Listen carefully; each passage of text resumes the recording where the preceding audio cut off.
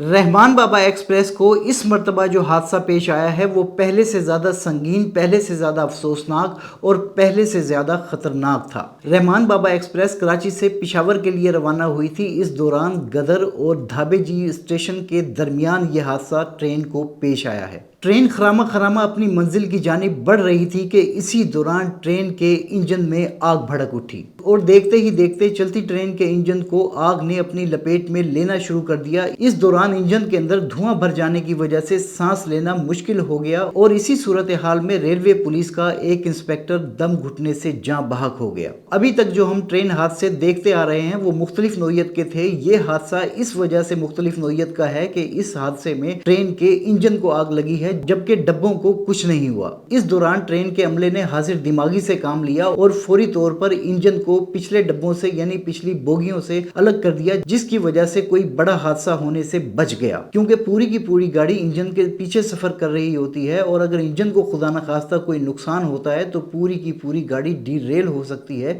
पूरी गाड़ी उलट सकती है और उस गाड़ी में मौजूद हजारों की तादाद में मुसाफिरों को नुकसान पहुंच सकता है, उन्हें जानी नुकसान हो सकता है। इस सारी सूरत हाल में अफसोसनाक पहलू ये है कि अगरचे इस गाड़ी को बचा तो लिया गया है, इस गाड़ी के मुसाफिरों को बचा तो लिया गया है, लेकिन इसके बावजूद ये हादसा हमें सबक देता है कि हमने पिछले हादसा से कोई सबक नहीं सीखा। अगर हम 2 हफ्तों का जायजा लें तो इन 2 हफ्तों के दौरान 2 हादसे हो चुके हैं, जबकि हम पिछले 2 महीनों को अगर देखते हैं तो उन 2 महीनों में 4 से 5 हादसा ट्रेनों के पेश आ चुके हैं। अगरचे ये मामूली हादसा थे लेकिन ये हादसा ही थे। इन पर इंक्वायरियां शुरू हुई लेकिन कोई रिपोर्ट सामने नहीं आई और ना ही किसी को सजा दी गई। इस सारी सूरत हाल को देखते हुए अंदाजा लगाया जा सकता है कि हादसात की शरह यानी पाकिस्तान में ट्रेन हादसात की शरह खतरनाक अंदाज में, खतरनाक तादाद में बढ़ रही है, जिससे लोगों का ट्रेन पर से एतबार उठ रहा है और लोग ट्रेनें छोड़कर बसों के सफर को तरजीह दे रहे हैं। कराची से पेशावर जाने वाली रहमान बाबा एक्सप्रेस की वीडियोस भी इस वक्त सोशल मीडिया पर वायरल हैं, जिनमें देखा जा सकता है कि ट्रेन के इंजन में आग लगी हुई है और ट्रेन के डब्बों में सवार लोग नीचे उतर कर उस आग को देख रहे हैं। लोग फोन पर अपने प्यारों को अपनी खैरियत से आगाह कर रहे हैं। इसी आग और धुएं की वजह से ट्रेन में मौजूद रेलवे पुलिस के एक इंस्पेक्टर की जान चली गई। बताया यह जा रहा है कि रेलवे पुलिस का वो इंस्पेक्टर दमे का मरीज था और धुएं की वजह से उसके लिए सांस लेना दुश्वार हो गया और बिलाखिर वो अपनी जान की बाजी हार गया। अब देखना यह है कि रेलवे हुकाम की जानिब से और हुकूमत की जानिब से इस हादसे पर क्या एक्शन लिया जाता है,